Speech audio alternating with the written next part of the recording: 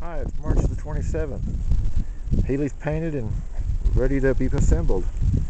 Excuse the wind a little bit here. Paint job came out really nice.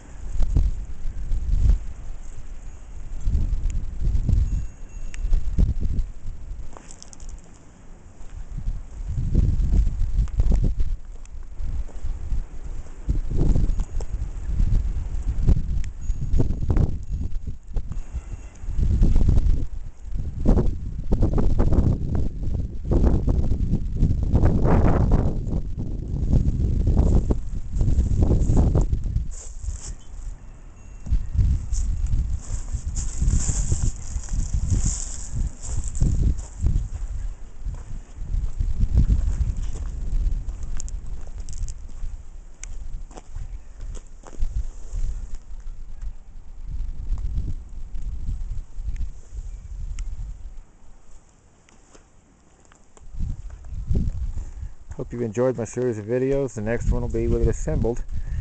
I may be going with a rally look. I'm kind of undecided right now, but we'll see how it turns out.